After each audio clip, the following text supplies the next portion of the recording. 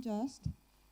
I think everyone knows him here, and he's very sympathetic, by the way. He will talk about uh, tracing genealogy and decolonial methods, which seem very interesting. Well, Yes. thank you so much for The your floor is yours. introduction. Yeah. And I'm very grateful for the invitation to speak here today. And now that I've been such a strict host, I hope you know that I won't be speaking too long. And in this panel on decolonizing methodologies in theater and performance studies, and in my talk, I would like to reflect on methodological questions from the perspective of someone who has spent some time working as a co-editor of anthologies in theater and performance studies. Here you see, I think, some of the books we did. And today I will speak, this is basically the interweaving library, you know, the books we have edited as an interweaving performance cultures. And today I want to speak in particular about the first two, which is Entangled Performance Histories and the Routledge Companion to Performance-Related Concepts in Non-European Languages. I also brought it with me. This is the second book.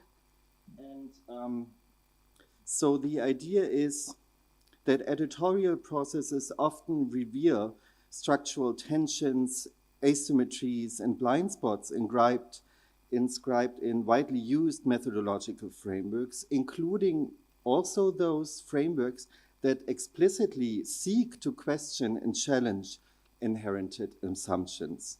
So, but before turning to these examples that I want to speak about today, about, you know, from this collaborative editorial work which we did at the Interweaving Center, I would like to situate these reflections first within the intellectual aims of this year's conference. Where are they? So in the conference program, which I thought was very interesting, you know, Professor Khalid Amina and his team explained that the 21st edition of Performing Tangier, I quote, proposes a radical reorientation of theater historiography, moving beyond traditional Eurocentric narratives toward a decolonial ecosystem-based understanding of performance, end of quote. In this context, he underscores the need to confront long-standing epistemic hierarchies in the field. Historical narratives, he writes, have too often, and I quote, marginalized non-Western performance cultures, relegating them to the periphery, end of quote. For Amina and his team, a central point of departure is the adoption of entangled performance histories, as a framework which, as he puts it, aims, and I quote, to amplify silenced voices and democratize the field, end of quote. Another important element of his framing is the acknowledgement of what he calls the double bind that shapes the work of many scholars today. These scholars, he notes, and I quote again, more often than not, are compelled to work under pressure, both inside and outside dominant theoretical frameworks, running the constant risk of marginalization should they deviate to the norm or not. You know, it's this idea which we have heard in the previous talk also summarized, and I thought that's you know, very aptly put. This double bind is not described as a personal difficulty, but as a structural condition of the field, as an epistemic trap that demands new methodological responses. It is precisely this need for methodological transformation that motivates Amina's call for a radical and critical re-evaluation of epistemological assumptions and methodologies focused on developing alternative, decolonized approaches to writing performance histories. Such re-evaluation aims at what he describes as a more equitable and nuanced, multi-perspectival, say, kaleidoscopic representation of global theatrical practices. This conference, therefore, asks us not simply or only to share research on performance, but to scrutinize the underlying epistemic systems, historical, linguistic, and disciplinary, that shape how performance histories are produced, circulated, framed and validated. Equally importantly, the conference program explicitly invites us to interrogate the concept of entanglement itself, and to confront the question of how the language of scholarship perpetuates or challenges historical imbalances. And I think, especially also now in the last panel, we have already, and yesterday we've touched upon these issues. So taken together, all these statements form a very rigorous intellectual demand to rethink not only the foci of theater and performance histories, but the methodological infrastructures, one could say, through which such histories are written and circulated. And this makes the panel on decolonizing methodologies and maybe, and I hope, an appropriate place to speak about editorial processes that are often invisible, but that can deeply shape how knowledge is assembled, framed, or constrained. So in the remainder of this talk, I will therefore try to speak about from this editorial perspective, first about some results and challenges that emerged in the collaborative attempt to write entangled performance histories, and then about the methodological and epistemological questions that surfaced during the construction of the Routledge Companion to Performance-Related Concepts in Non-European Languages. So both research and publication projects attempted in different ways to engage with plurality, with inter-epistemic collaboration and negotiation and translation, and with conceptual plurality. At the same time, these projects revealed how difficult it remains to move beyond the structural gravity of Eurocentric concepts and infrastructures and methods and assumptions, all that we have been talking about so far.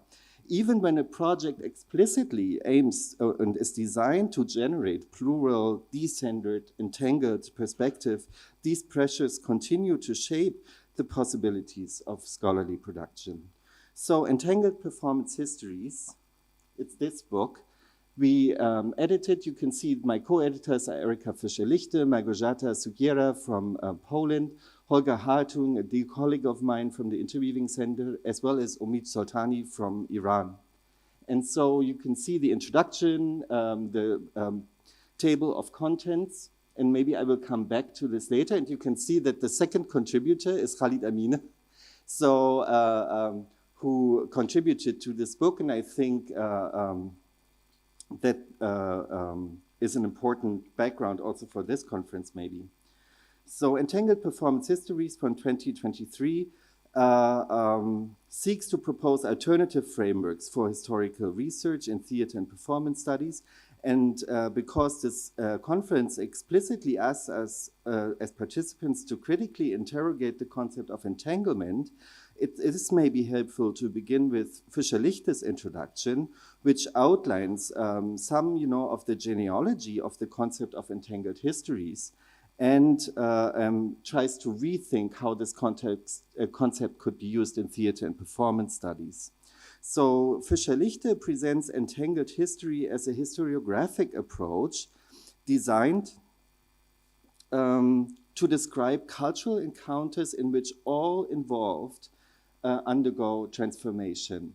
So it differs from other models of thinking, which are influence or reception, because, as she writes, all parties involved in the process of exchange were recognizably transformed, even if in different ways and with very different consequences. So the idea is what Tracy said in a session before, this continuous mutual how did you say it? Co-colonization. How if one, is interacting with the other, this has consequences for both. And this concept, the entangled histories, actually is in translation itself. It's Histoire croisée, which was originally developed, I think, in a German-French relationship.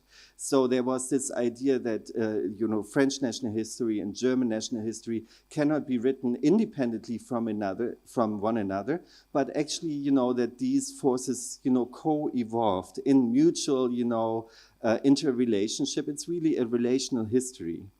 And so drawing on the histoire croisée concept, Fischer-Lichte distinguishes entanglement from interweaving, a term she reserves for the historical practices themselves. Entangled history, I think it's here. Oh no, it's way too early. So entangled history, entangled history denotes a specific genre and methodology of writing history, she says, while interweaving focuses really on these processes and practices of engagement and entanglement. So her historical examples from the introduction, from Spanish colonial representations to Nahua performances in South America, demonstrate that performance cultures have long developed through coercion, conflict, resistance, and misunderstanding, and not, to exclude violence. And these encounters were rarely symmetrical and often shaped by very uneven and violent colonial dynamics. Importantly, Fischer-Lichte also observes that existing scholarship frequently mischaracterizes such exchanges.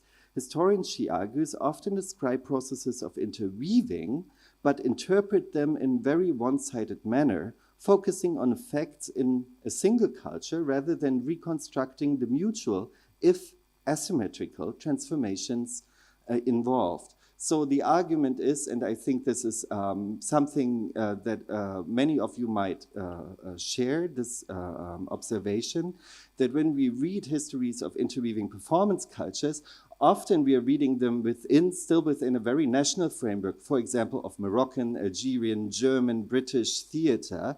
But then, this mutuality gets lost. So what happens when, for example, British players travel through Germany, leaving their traces all over, and we cannot write German theater history without acknowledging Italian comedians coming to German-speaking lands, without British actors traveling through German-speaking lands. But what happens when they return? So how do we write this entangled histories, really not in a one-sided manner, still trapped in our national frameworks? So this is really the methodological consequence Fischer-Lichte highlights in the end of her introduction, that the concept of entangled performance histories really enables us to expose so-called national theories as at least partly entangled histories, to relocate and reshift our focus. And she questions whether it makes any sense at all, actually, to prioritize the paradigms of national theater history from today's point of view. And I think, this is really interesting in relation to the discussions I've heard at this conference too, where we still often prioritize national theater frameworks, even though we want to look at entanglements. And her final caution underscores the difficulty of reconstructing such entanglements, since their emergence does not provide any clear idea about the different but corresponding processes that contribute to it. If Fischer-Lichte offers in her introduction a conceptual architecture, the many contributions we have in the book are basically case studies, trying to develop methods of writing entangled histories.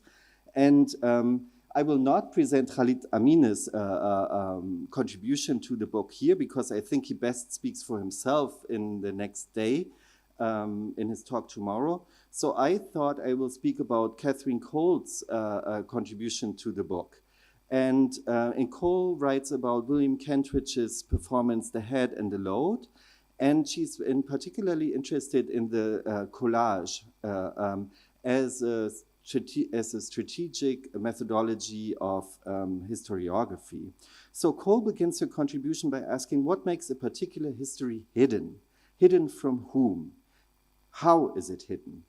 Her point of departure is the racialized structuring of First World War memory. Although millions of Africans and Indians participated as soldiers and laborers, the color of First World War memory remains largely white. She quotes, "This erasure," Cole argues, stems from deliberate and systematic omissions in commemoration, revealing an entanglement of historiographic violence, racial hierarchy, and colonial domination. It is against this background that Cole returns to William Kentridge's The Head and the Load, created for the UK centenary program 1418 Now. The performance uses collage, visual, musical, textual, choreographic, as both aesthetic strategy and historiographic method. Cole quotes Kentridge's guiding question, and this is the quote, "Can we think about history as collage rather than as narrative?" So I should be at 8, okay. For Cole, fragmentation and juxtaposition are historiographic propositions rather than dramaturgical effects. She notes, quoting Kentridge again, that the past itself is fragmented and history is a construction of fragments that make a provisional understanding of the past. This multiplicity also shapes spectatorship. In her article, she explains that she was at the Tate Modern production, and she says that, one simply could not take it all in because the performance's historical field was so dispersed and complex to be apprehended from a single vantage point. Cole's chapter is not only about performance. She uses the work really to critique archival asymmetry, to examine whiteness as an epistemic structure, and to expose the production of historical invisibility. Her research is grounded also in interviews and looking for embodied practices and knowledge. She attended the New York production and later interviewed South African performers such as Nhlanhla Malangu, the performance's lead actor and director of song and dance, who described backstage rituals to her as previously hidden history of this production, something that the audience never gets to see. Cole's contribution therefore illustrates why entangled histories require more than tracing influence. Her chapter confronts hidden histories, archival inequalities, ethical questions of representation, and the relation between art, practice, and historiography in our field. The past she examines is fundamentally polyphonic, structured by asymmetries, occlusions, and intersecting epistemic worlds. Taken together, I think Fischer-Lichte and Cole present two complementary imaginations of entanglement and entangled histories. One very conceptual and focused on historiographic methodologies, and the other on aesthetic practices, archives, and embodied knowledges. Their approaches converge on a central point. Reconstructing entangled history demands attention to multiplicity and recognition of the structural forces, racial and institutional, that shape what can be known.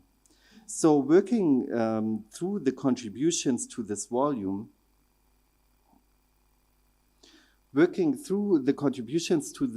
made clear how demanding this form of historiography really is. Producing entangled performance histories requires often, I would say, multilingual competence, familiarity with several performing arts traditions, access to archives dispersed across continents, Cole's traveling to see multiple performances, and engagement with practitioners and communities whose knowledge may exist mainly in embodied or oral form. It shows that this requires resources, time, and mobility, conditions that are unevenly distributed and shaped by the same inequalities that structure the histories under investigation. A further realization in the editorial process for me was, despite the methodological emphasis on multiplicity, all characters in the book are single-authored. And I really started to wonder about this. You remember in the table of contents where we paired the contributions. And this was, I think, something we did as editors to somehow mitigate this. The epistemic demands, I think, of entangled performance historiography may often exceed what individuals can reasonably accomplish. I think collaborative authorship, bringing together different linguistic skills, regional knowledges, and positional perspectives may be a more feasible and actually more appropriate model for writing such histories. If entangled histories are inherently relational, then the forms of scholarship through which they are written may also need to become more relational. This suggests a constructive direction, not a resignation, but a move forward toward shared, polyphonic, more equitable practices of research and writing. This would be one conclusion. And I would like to conclude, do I still have some time? Good. I would like to conclude by turning to another recent editorial project, the Routledge Companion to Performance-Related Concepts in Non-European Languages. At the first glance, this companion may seem somewhat apart from the discussion of entangled performance histories. It does not reconstruct encounters or cross-cultural performance processes as the talks we just heard now. Instead, it engages with the conceptual vocabularies through which performances are understood and theorized in different linguistic and epistemic traditions. Yet, the concern that motivated this project resonates closely with the methodological challenges raised by Fischer-Lichte, and I think especially also by Catherine Cole. Cole examined these deep structural forces that shape what becomes visible in archives and performances, how whiteness operates as an epistemic structure, and how fragmentation, partiality, and polyphony complicate the production of unified narratives. These concerns are equally relevant to the conceptual systems that underlie performance scholarship. The companion arose from the recognition that many of the key terms used in international theater and performance studies carry genealogies rooted in European intellectual traditions. When these terms are treated as universal, they can reproduce the very asymmetries that Cole identifies. They act as epistemic filters, determining what becomes legible and what remains unseen. Conceptual vocabularies in this sense can participate in forms of historiographic occlusion and violence that parallel the erasures at the center of Cole's analysis.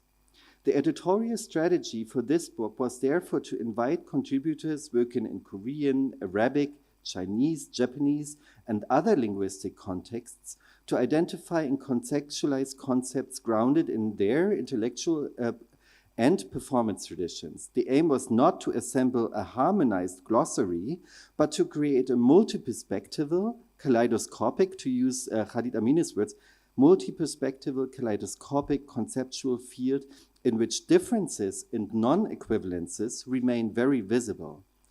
An illustration of this appears in the Arabic section, I would say, of this companion, the best maybe.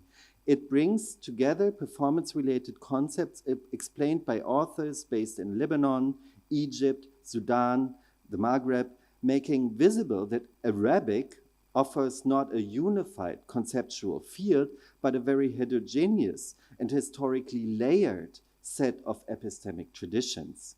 The fracturedness and multiplicity within this linguistic sphere underscores that conceptual words are internally diverse and cannot be stabilized through singular perspectives. So that's basically a key insight, I think, into this work, that this research into these concepts and their histories is, also historiographic practice, and we try to include this multi-perspectival approach through really combining authors from very different places in the Arabic-speaking world. So this approach intersects with Fischer-Lichte's insistence that entangled histories require attention to multiplicity and asymmetry. It also responds directly to Cole's concerns, the need to resist epistemic monolingualism, to understand the conditions under which certain perspectives achieve dominance, and to recognize the limits of any single conceptual frame.